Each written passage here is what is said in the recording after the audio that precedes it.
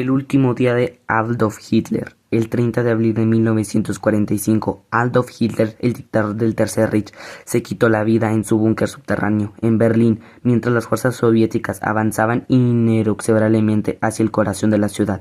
Su muerte marcó el fin del nazismo y simbolizó la inminente caída de Alemania en la Segunda Guerra Mundial. Durante los últimos meses de la guerra, Hitler se había vuelto cada vez más aislado y desesperado. Los fracasos militares del ejército alemán, el colapso de la economía y la devastación total de su nación los llevaron a refugiarse en Funkensbunker, un complejo subterráneo construido bajo la Cancillería del Reich, rodeado de sus más leales seguidores. Hitler se enfrentaba a una realidad que se negaba a aceptar. La derrota era inminente.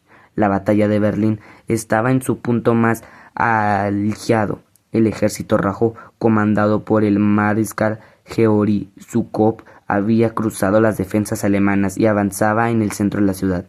Las explosiones y el sonido de la artillería retumbaban en la superficie mientras los nazis resistían con las últimas fuerzas que les quedaban. A pesar de la desesperanza, Hitler insistía en que existía posibilidades de la victoria, dando órdenes a divisiones militares que ya no existían o que ya no podían responder. En la mañana del 30 de abril, Hitler se reunió con sus más cercanos colaboradores, a pesar de su estado deteriorado, tembloroso, con una apariencia envejecida y afectado por lo que se cree que era la enfermedad de Parkinson.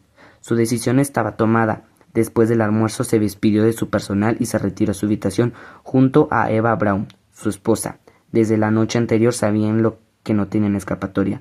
Poco después de las 15:30 los disparos resonaron en el búnker. Cuando las guardias entraron a la habitación, encontraron a Hitler desplomado en el sofá, con una herida de bala en la cabeza. Y Eva Braun yacía muerto a su lado, haciendo ingerido cianuro. Siguiendo sus órdenes, los cuerpos fueron sacados al jardín de la Cancillería, donde los rociaron con gasolina y los quemaron para evitar que fueran capturados por los soviéticos. La noticia del suicidio de Hitler se difundió rápidamente entre sus seguidores, causando caos y desesperación. Algunos intentaron escapar, otros se quitaron la vida, y muchos fueron capturados por los aliados. El mayo 2 de Berlín cayó entre el ejército rojo.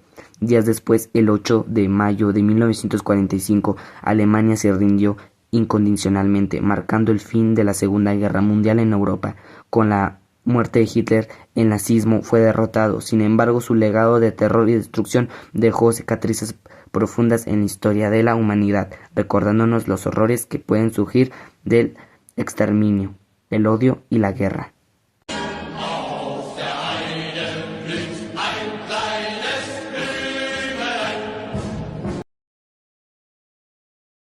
La caída de Berlín en 1945 fue un momento crucial que marcó el colapso final de un régimen que había dominado Europa durante años.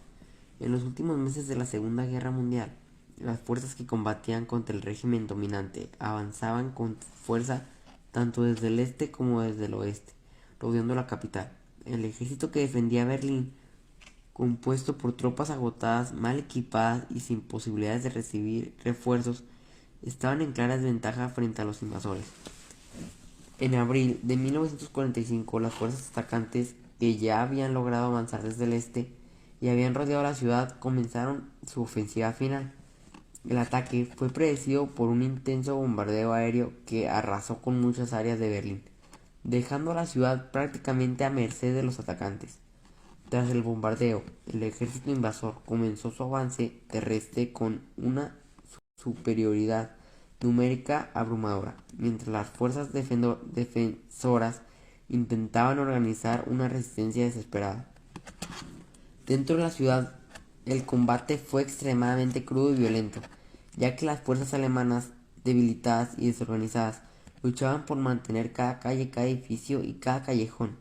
La guerra urbana se convirtió en una serie de batallas cuerpo a cuerpo, donde cada centímetro de terreno costaba vidas.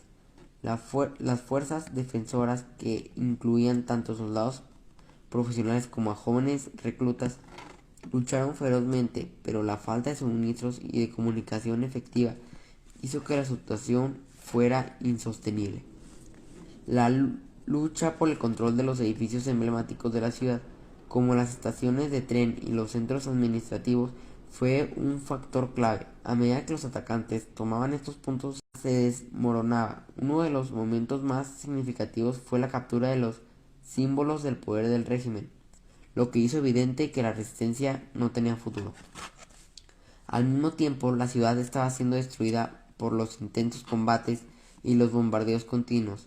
Las condiciones para los civiles atrapados en la ciudad eran desesperantes, ya que no solo enfrentaban el peligro de las explosiones y los disparos, sino que también sufrían de grave escasez de alimentos, medicamentos y refugio. Con el tiempo, la ciudad fue completamente rodeada y los defensores restantes fueron derrotados o capturados.